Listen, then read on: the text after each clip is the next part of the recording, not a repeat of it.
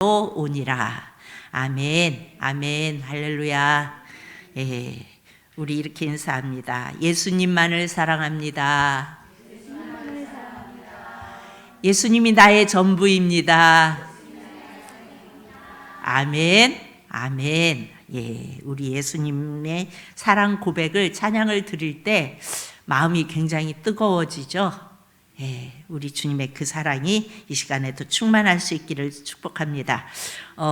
우리가 새벽 예배에 사무엘하를 쭉 보고 있어요. 그런데 오늘 이 다윗의 귀한 준비라는 이 말씀을 보는데 새벽 기도회에 말씀을 전하기에는 조금 분량이 많을 것 같아요. 그렇다고 이걸 막 줄이자니 요 부분에 주님께서 말씀해 주시는 말씀이 있는데 줄이기도 애매하고, 그래서 원래 수요 예배는 민수기를 봤는데 그냥 수요 예배에 이 말씀을 보고 계속 이어가는 게 낫겠다 싶어서 오늘 이 말씀을 함께 나누려고 합니다.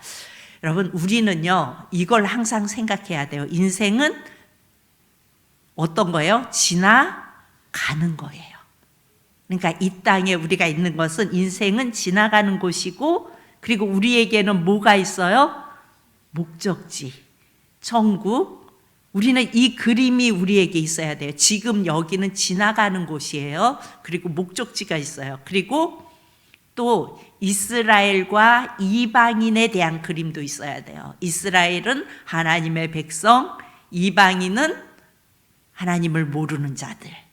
그랬는데 이제 오늘 말씀을 통해서 또 하면 알겠지만 어찌됐든 우리는 이스라엘과 하나님의 백성과 아닌 자들에 대한 그림도 우리에게 있어야 합니다. 성경은 죄의 구덩이에 빠진 우리를 구원하시려는 메시아, 그러니까 즉 예수님을 드러내기 위해 기록되었습니다. 오늘도 우리는 구약을 보고 있어요. 그런데 구약에는 메시아, 즉 예수님을 분명하게 예수님, 메시아 기록하지 않고 그림자와 예표로 기록되어 있어요. 그래서 그 그림자의 표면을 보면 그냥 이스라엘 역사이고, 그런데 그 이면을 보면 예수님을 말하고 있는 것을 우리가 보고 있죠. 이렇게 예표로 기록되어 있다는 것을 늘 기억해야 합니다. 그래서 구약을 예수님으로 보지 않으면 우리는 성경을 기록한 목적과 상관없이 그냥 지식으로, 역사 이야기로 말씀을 보는 게 돼요. 우리 김정일 성도님이 늘 안타깝게 말씀하시는 게 뭔 얘기인지 모르겠대요, 이게. 그러면서 이렇게 해석해 놓은 책이 없냐고 저한테 간절하게 막 이렇게 말씀을 하세요. 이것 좀 이렇게 해석해 놓은 책이 없냐고, 그것 좀 사서 보고 싶다고. 그런데요, 대부분의 이렇게 구약에 대해서 세상에 나와 있는 책들은 표면일까요? 이면일까요? 표면이요. 표면적으로 시대적, 역사적, 또 배경적, 지리적 이렇게 해서 해석해 놓았어요. 물론 그렇게 봐서 그것을 아는 것도 중요하지만 정말 성경이 쓰여진 목적은 예수님으로 봐야 돼요. 그런데 이것은 성령께서 가르쳐 주셔야 보이는 거예요. 그래서 성경은 예수로 보는 거구나. 그리고 자꾸 예수님께 요청하세요. 성경을 보면서 주님, 이게 무슨 말일까요? 잘 모르겠어요 라고 주님께 자꾸 요청하다 보면 주님이 자꾸 깨닫게 하시고 보여주시고 그럽니다. 본문은 이제 압살롬의 반역으로 다윗 왕이 왕궁을 떠나 있었죠. 그리고 다시 돌아오는 과정을 오늘 기록을 한 겁니다. 우리는 이것이 예수님과 관계가 있음을 볼 수 있어야 합니다. 다윗이 쫓겨갔다가 돌아오는 이 과정이 무슨 예수님과 관계가 있을까? 이렇게 생각할 수도 있어요.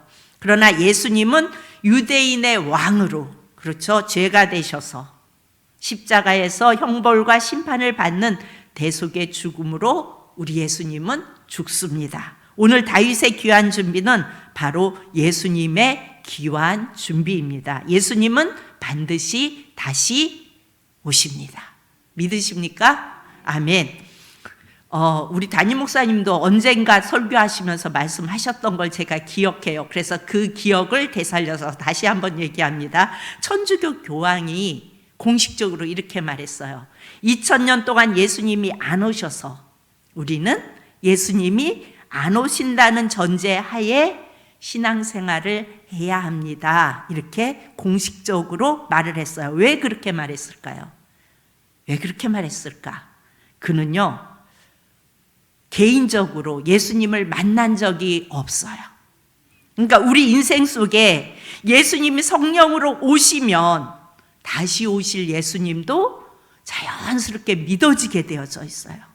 그런데 그 예수님이 오시지 않는다고 생각한다는 것은 예수님을 만나지 못한 것입니다. 지금 본문은요, 예수님이 떠나 있다가 다시 오시는 과정을 기록한 겁니다. 그래서 9절에 보면요, 그들이 이스라엘 모든 지파 백성들이 변론하여 이르되 왕이 우리를 원수의 손에서 구원하여 내셨고 또 우리를 블레셋 사람의 손에서 구원하셨으나 이제 압살롬을 피하여 그 땅에서 나가셨고 이렇게 말해요. 그리고 10절에 보면은 왕을 다시 모셔올 일에 너희가 왜 잠잠하고 있느냐 이렇게 말합니다. 이것은 표면으로 보면 이스라엘의 다윗 왕과 압살롬의 이야기예요. 그냥 글로 보면. 그러나 하나님은 이면으로 예수님의 이야기를 하고 있다는 것을 우리는 여기서 볼 수 있어야 합니다. 11절 12절을 보면요, 다윗이 유다 장로들에게 너희는 내 골육 친척이래요. 그런데 왜 내가 다시 왕궁으로 항궁하는데 이 일을 나중에 하려고 하느냐 이렇게 말해요. 너희는 내 골육이지 아니냐, 내 친척이지 않냐, 그런데 왜 나를 모셔오는 일을 나중에 하려고 하냐. 이것은 책망하는 거예요. 그리고 13절에 계속 말하는 것이 내 골육, 내 형제여 왜 이렇게 머뭇거리고 있냐는 거예요.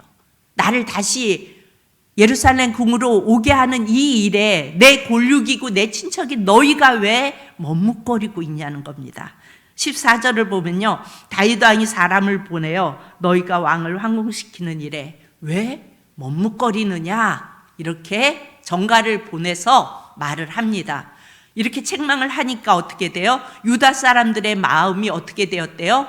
하나같이 기울게 하매 하나가 돼요. 그렇게 책망하니까 당신께서는 모든 부하들과 더불어 돌아오소서. 갑자기 책망을 하니까 마음이 하나같이 기울어서 부하들과 함께 빨리 돌아오소서 이렇게 했다는 겁니다. 이것은요, 예수님께서 재림 때의 형상을 그대로 보여줍니다. 자, 여러분 잘 보세요. 크게 보면 2000년 전에 유대 땅에 인간의 옷을 입고 오신 예수님이 초림이에요. 그렇죠? 그리고 우리 개인적으로는 죄를 대속하신 예수님을 내가 영접할 때, 그래서 그 예수님을 내가 만날 때 나는 초림이에요. 맞죠? 잘 생각해 보세요. 그리고 우리가 인생을 마칠 때 나를 구원하러 오시는, 나를 맞으러 오시는 예수님이 개인적으로는 재림이에요. 그리고 예수님은 십자가에서 대속하시고 부활하셔서 모두가 보는 가운데 승천하시고 지금은 하나님 우편에 앉아 계시다가 반드시 가신 모습 그대로 모든 자들이 알도록, 세상의 이 끝에서 저 끝까지 다 알도록 오시는 것이 재림이에요. 그러니까 공개적으로 오신 초림은 예수님 2000년 전에 이 땅에 오셨어요. 개인적으로 내게 오시는 것은 내가 만난 예수님, 초림이죠. 예수님을 만났어요. 그리고 개인적으로 또 우리에게 오세요. 언제 오세요? 내 목숨이 이 땅에서 끝날 때, 그때 예수님이 내게 오세요.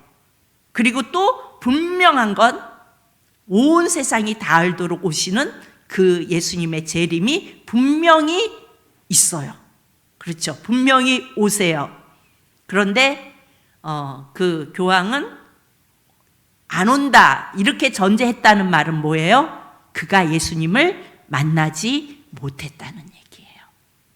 신앙 고백을 할 때 우리가 어떻게 해요? 거기로부터 살아있는 자와 죽은 자를 심판하러 오십니다. 우리가 여러분 매 주일마다 이 신앙 고백을 하는 것은요, 그 한 내용 하나가 다 우리의 고백이 되는 거예요. 그래서 우리가 그것을 고백하는 거예요. 근데 거기로부터 살아있는 자와 죽은 자를 심판하러 오십니다. 모든 인간은요, 살아있든지 죽어있든지 둘 중에 하나예요. 예수님이 오실 때 산 자와 죽은 자를 심판하러 오신다고 말씀하세요. 그래서 산자의 고민은 신앙생활을 내가 하면서 계속 나를 점검해야 돼요. 내가 살아있는지 죽어있는지. 여러분, 그럼 이런 생각을 할 거예요. 나 살아있어요. 육신은 살아있어도 예수님을 만나지 못했으면, 예수님의 영이 내 안에 없으면 어떤 자예요? 죽은 자예요. 산자는 어떤 자예요?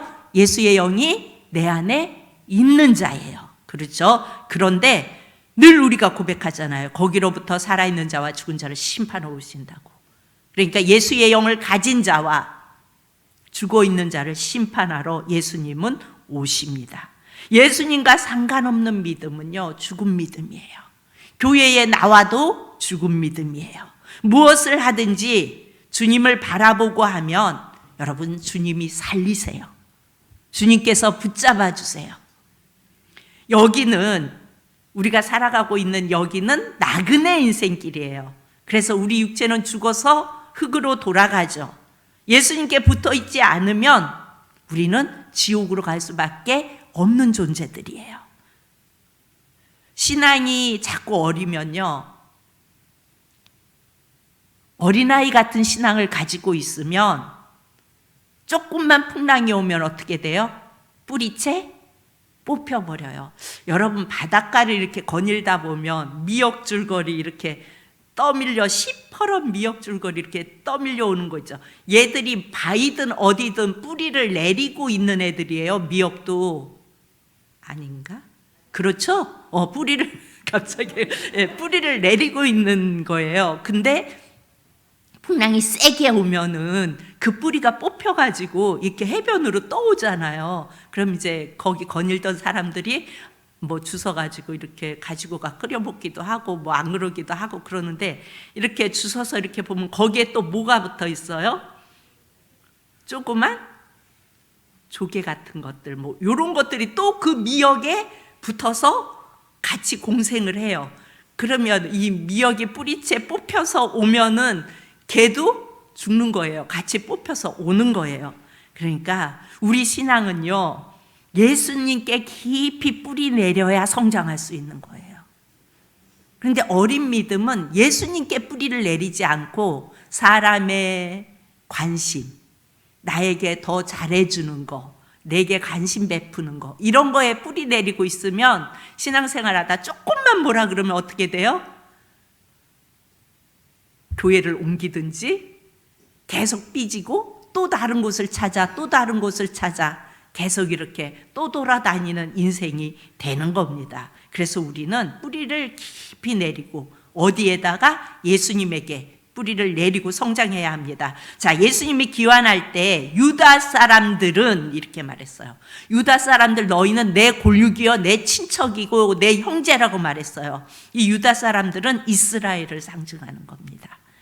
여러분, 지구촌에 12지파가 지금 흩어져서 사는 거예요, 말하자면. 그렇죠? 살고 있는데 그 중에 유다지파, 이 유다지파는 예수님께 골육이요, 형제라 하면서 형제라고 말해요. 그러니까 이 유다지파는 이스라엘 민족이고 유대인이에요.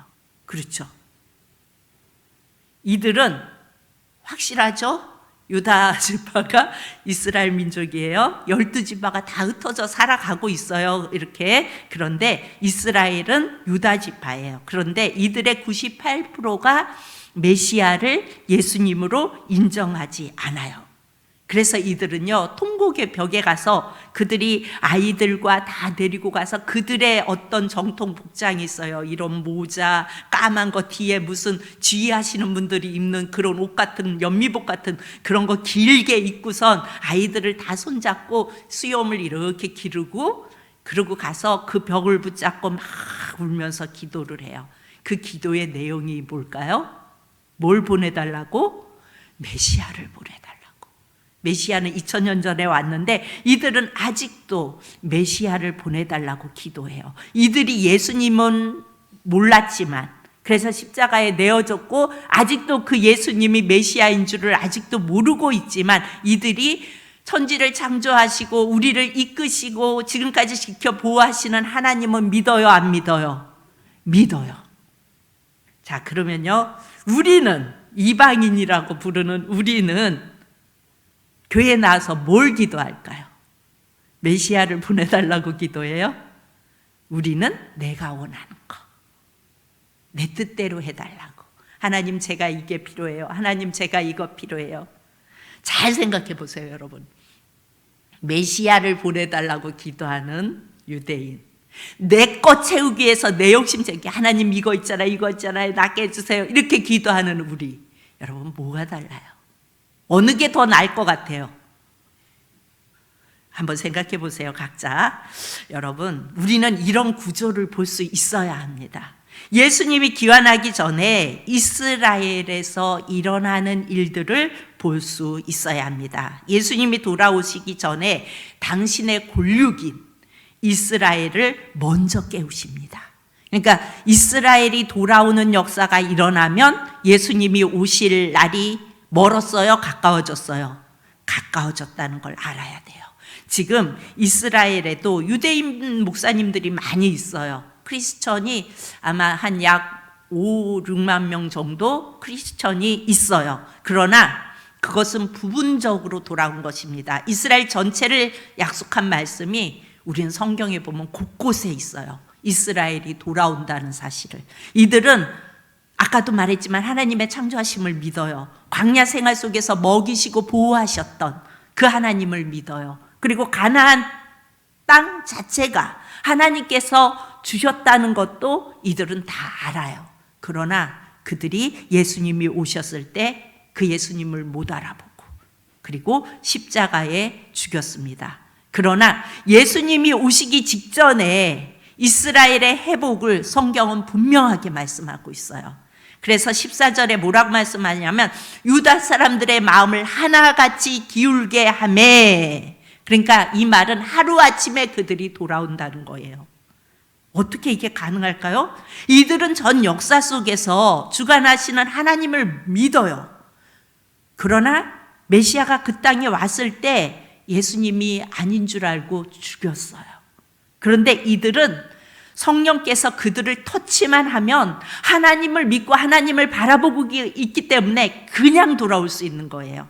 그러니까 단번에 돌아올 수 있는 민족이 이스라엘 민족이에요.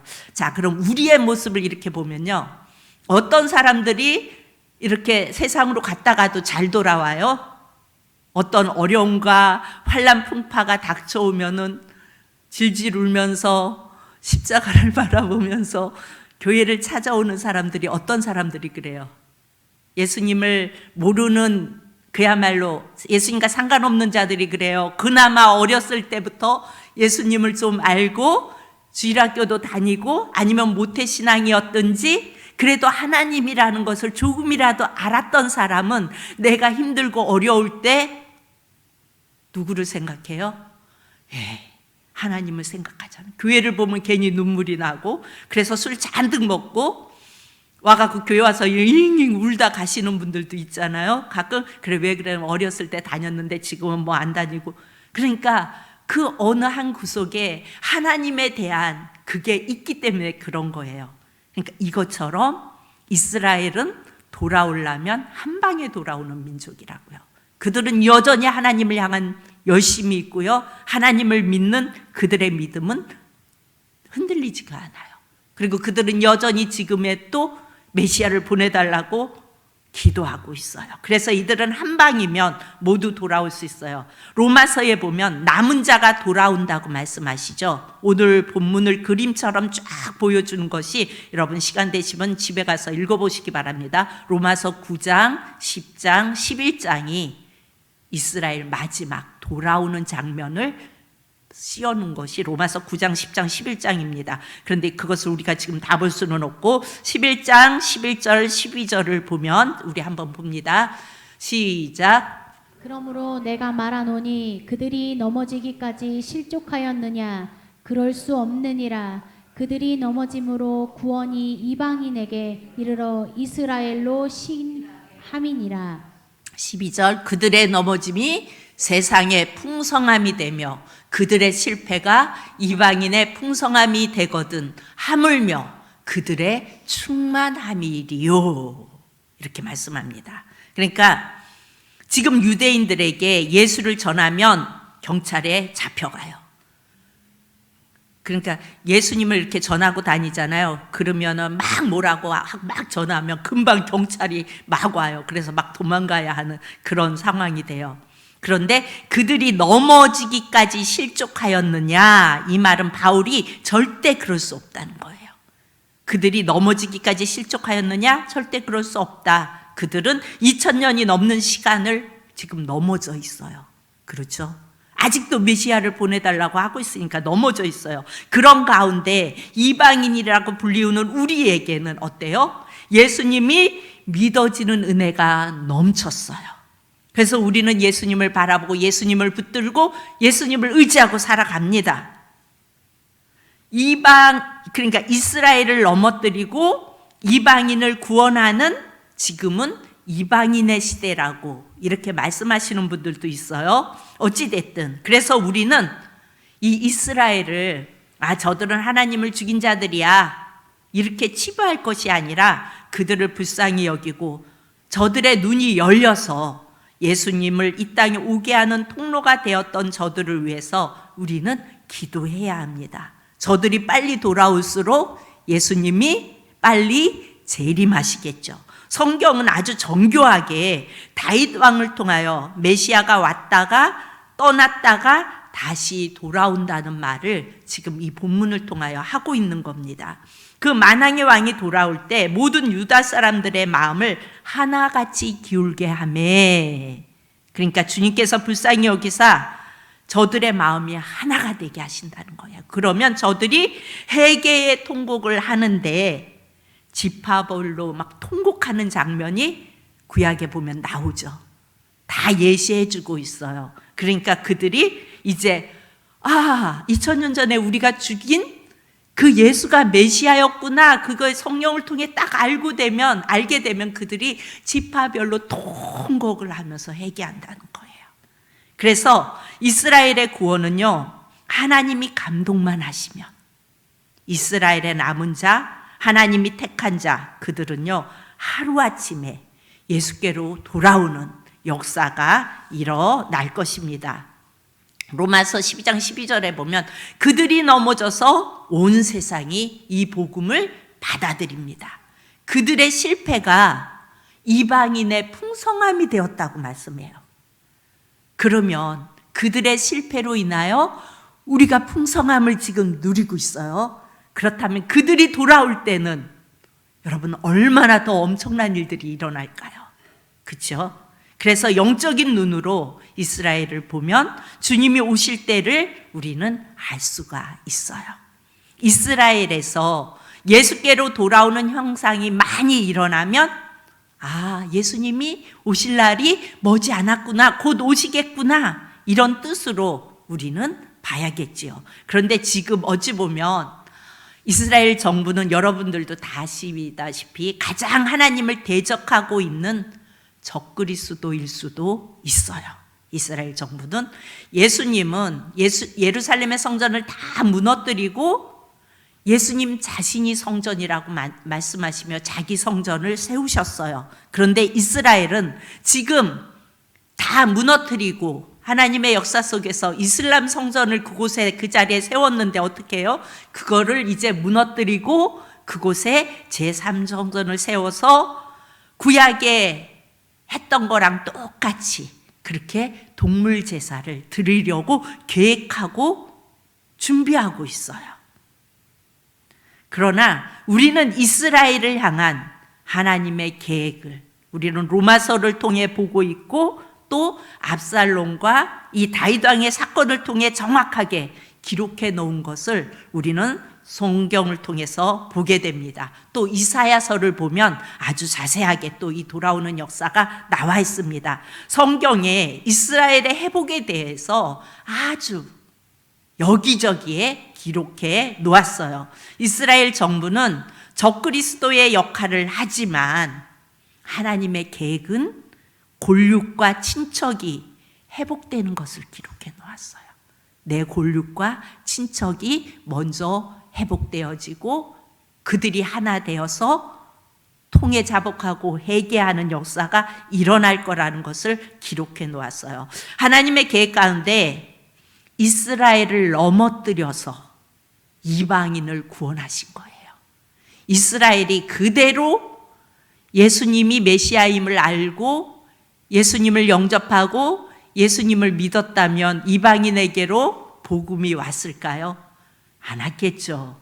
그런데 그들이 넘어짐으로 인하여 그 은혜가 이방인으로 넘어온 거예요.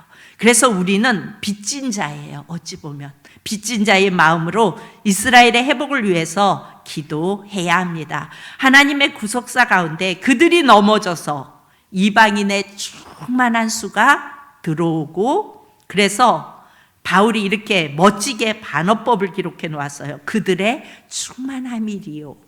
그러니까 그들이 이렇게 충만해졌다고 이렇게 멋지게 바울이 로마서에 기록해 놓습니다.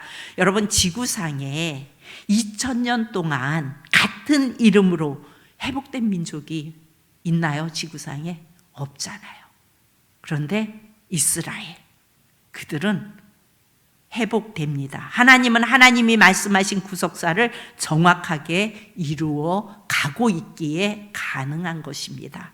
본문을 통해서 예수님이 다시 오실 때 모든 유다 사람들의 마음을 하나같이 기울게 하는 하나님의 역사를 보게 되는 것입니다. 그래서 15절에 왕이 돌아와 요단의 이름에, 이제 요단강을 건너면 왕궁으로 돌아오는 거죠. 근데 여러분, 주님께서 감람산에서 승천하시면서 너희가 본 그대로 오신다고 말씀하세요. 너희가 본 이 모습 이대로 그대로 오신다고. 그러니까 이스라엘이 넘어져서 이방인의 수가 다 차면 이스라엘이 시기하게 해서, 로마서의 말씀이죠. 그들이 이방인들이 더 충만해 있으면 그것을 시기하게 해서 하루아침에 돌아오게 하여 이스라엘이 주님을 맞을 준비를 하고, 그리고 만왕의 왕으로 사단을 다 결박시키고 영원한 왕으로, 신랑으로 그렇게 오셔서 통치하시겠다는 말씀입니다. 여러분, 우리가요, 신앙의 내용도 모르고 신앙의 여정도 모르고 그냥 기복에 빠져서 어린아이처럼 나한테만 잘해달라고, 나만 봐달라고 이렇게 신앙하면은요, 신앙생활하면 이거는 종교인이에요. 교회에는 출석하지만 구원받을 수 없어요. 지난주에 우리 교회에 오셨던 한 분이 있어요. 그런데 그분을 오늘 만났어요. 카페에서. 아무래도 만나봐야 될 것 같아서, 요 가까운 교회에 다니시는 분인데 이제 교회를 옮기려고 오신 거예요. 그랬는데 그분이 다 왜 거기서 요 다리 건너면니까 왜 그 교회에 다니다 일로 오냐고 여쭤봤더니 내 뜻대로 안 해주는 거예요. 그래서 제가 그랬어요. 어느 교회를 가도 집사님 뜻대로 안 해준다. 우리는 그걸 믿고 다녀요. 그래, 말씀을 들었는데 어땠냐 그랬더니 너무 길대요. 길어.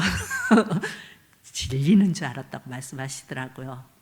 그래서 예배는 길고 짧고가 문제가 아니라 내가 예수님을 만나는 시간이고, 그것을 정립하지 않으면 우리 교회 와서도 또 흔들릴 수밖에 없고, 또 누가 뭐라고 그러면 또 그렇게 할 수밖에 없고, 그래서 또 떠돌아야 되고, 어디든 나를 이렇게 내 마음에 꼭 들게 이렇게 해주는 교회는 없다. 근데 예수님 안에 있으면 그 모든 것들이 이렇게 되어지는 거다라고 얘기했더니 승질을 파르르 내면서 그러니까 믿음 생활하는 거죠.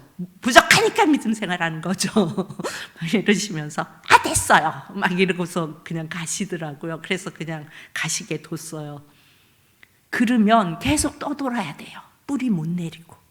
그러니까 우리는 교회는요, 여러분 다 만족해요? 우리 푸른산 교회? 아니잖아요. 그런데 예수님이 머리 되시고 우리는 그 안에서 좀 부족하고 아닌 부분이 있어도 예수님 붙들고 우리는 함께 가는 거예요. 근데 그게 싫어서 가고 그게 싫어서 가고 계속 이러면은 머물 데 없어요. 이 세상 어떤 교회도 머물 데 없어요. 그래, 그렇다고 그거를 정립하고 오셔야 된다 그랬더니 또 그 아들이 40세래요. 근데 그 아들은 1시간 넘어가면 승질내며 나간대요. 그럼 우리는 매주일 승질내며 나가는 상황이 돼야 되잖아요. 그래서 그거는 안 된다. 그렇게 하면 우리는 1시간 넘는다. 그런데 우리는 길다고 생각하지 않는다. 은혜가 넘친다. 그러니까 그걸 안 하면 오셔야 된다고 이렇게 얘기를 했더니 막 승질을 내면서 됐어요. 교회가 여기밖에 없어요. 막 이러시면서 일어나서 가셨어요. 그래서 쫓아가서 위로를 할까 하다가 안녕히 가십시오. 그러고 있었어요. 그리고 올라가서 제 마음이 주님 이게 잘한 걸까요? 못한 걸까요? 근데 그런 이런 생각이 들었어요. 예수님을 모르는 사람이었다면, 그렇죠? 쫓아가서 붙잡을 필요도 있고 다시금 위로하고 다시금 해가면서 그가 예수님 안에 설 수 있도록 붙잡아 줄 필요가 있는데 그분은 이렇게 그렇잖아요. 떠돌다가 정말 예수님의 설교를 듣고 싶은 분이라면 주님 이 교회로 다시 보내주세요. 그렇게 기도하고 마음의 부담감을 탁탁탁 털어냈습니다. 여러분, 우리는요 신앙의 내용도 여정도 모르고 그렇게 살아가는 신앙이 되지 마시기 바랍니다. 내가 어디에 있는지, 지금 어디를 향해 가고 있는지, 그리고 때로는 나의 삶 속에, 이것은 나그네의 삶 속에서 오늘 내게 어떠한 일들이 닥쳐와도 때로는 육신이 막 연약해져도 흔들리지 않고 내가 갈 곳은 저 천국, 믿음 가지고 굳건하게 가시기 바랍니다. 오늘 딱 왔는데 우리 백락경 목사님이 지팡이를 탁 짚고 이러고 오셨는데 같이 보고 웃었어요. 우리의 삶이 몰라요. 우리는 오늘 건강해도 내일 어떻게 될지, 모레 어떻게 될지, 내일 아침에 나를 부르셔서 하나님 나라에 갈지 우리는 아무도 몰라요.